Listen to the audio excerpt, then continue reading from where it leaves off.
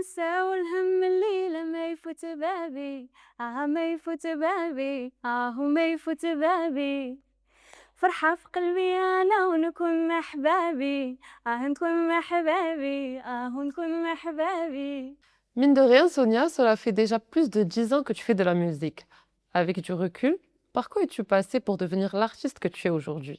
Bah, j'ai toujours dit que pour moi, une démarche artistique, que ce soit dans la musique ou autre chose, c'est beaucoup un travail intérieur, un travail de recherche, de quête, d'identité, de questionnement.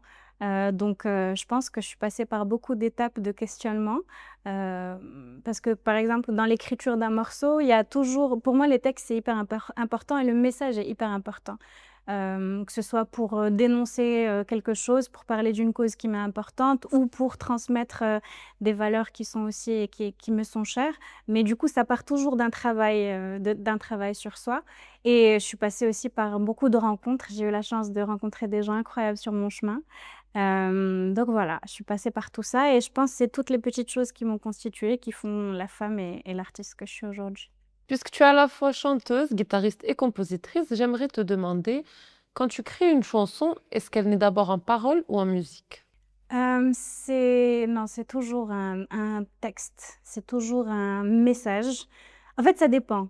Bon, je dirais 90 du temps, c'est une phrase, des mots, quelque chose qui se répète et je rajoute par-dessus une mélodie ou bien, c'est une mélodie que je trouve hyper catchy, mais ça part toujours d'un message, de quelque chose. Et dans le processus, ensuite, ben, je me pose avec, mon co-compositeur, Hicham Abdrazek, à qui je fais un énorme coucou, qui est exceptionnel et qui a toujours su trouver justement les arrangements et la composition, pour mettre en lumière le message et trouver le canal. Après Dawini, qui parlait de guérison, tu reviens avec Hafla, qui, comme son nom l'indique, parle de célébration. Est-ce une manière de dire qu'après la pluie vient toujours le beau temps? Oui, c'est une manière de le dire, oui. Et puis même à travers, même dans la pluie, pour moi, il y a du beau temps et inversement, tu vois? Hafla, c'est très joyeux et cetera, mais des célébrations, pour moi, ça s'accompagne toujours de j'ai l'impression que je suis née nostalgique. Des fois, je ressens de la nostalgie pour un truc que j'ai jamais vécu, tu vois? Qui est dans mon patrimoine, familial ou génétique ou je sais pas, mais pour moi, c'est vraiment les 2 faces de la même pièce, tu vois? Genre l'un ne va pas sans l'autre, et c'est pour ça que ça permet aussi de donner un petit peu de recul sur la vie. Donc oui, je dirais que là, c'est dans une phase de célébration. Dans le clip, on a presque le sentiment que la véritable Hafla, c'est les préparatifs et la joie partagée avec les proches, plus que l'événement en lui-même. Est-ce le message que tu voulais faire passer? Pour moi, l'EFLA, c'est vraiment c'est l'émotion, c'est ce sentiment ou sur lequel on ne peut pas mettre de mots vraiment. Et il y a plein de petits paramètres qui rentrent dedans. Ou en tout cas, plein de choses qui constituent cette émotion de Hafla. C'est le fait d'être ensemble avec les siens, dans un safe space, le fait de justement cette connexion, le fait d'être en collectif, la communauté, mais aussi le fait de célébrer la vie, célébrer les petites choses comme les grandes.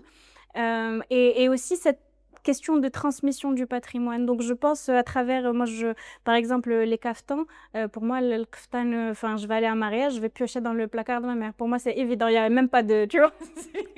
Donc c'est vraiment, ouais, je dirais toute la célébration, du début de la préparation à la fin. En écoutant Hafla, on a immédiatement envie de danser, en tout cas pour ma part. Sonia, quelle est la chanson qui te fait systématiquement lever pour danser dès que tu l'écoutes? La première chanson qui vient comme ça, c'est Suavemente de Elvis Crespo, qu'on a passé à tous les mariages, sur laquelle, genre, tu peux pas ne pas danser, ça n'a pas de sens sur ce morceau. Et si on te demandait quelle est la plus belle fête de ta vie, celle dont tu te souviendras toujours? Waouh! Je dirais le mariage de ma sœur, parce que c'était un événement où il y avait tous nos proches et c'est ma sœur, j'ai grandi avec elle et c'est ma grande sœur. Du coup, il y a aussi ce truc-là de c'était assez incroyable parce qu'il y avait toute ma famille, et on a dansé comme jamais on a dansé et on était passé par quelques phases un peu difficiles avant. Du coup, vraiment, c'est venu comme une célébration et comme un apaisement. Ça m'a ouais, j'ai tu c'est bizarre c'est très rare les moments où tu pleures et tu danses et tu souris en même temps, tu vois? Genre tout en même temps. C'est assez spécial, ouais. Quand tu n'es plus Sonia Nour sur scène, qui es-tu dans la vie de tous les jours?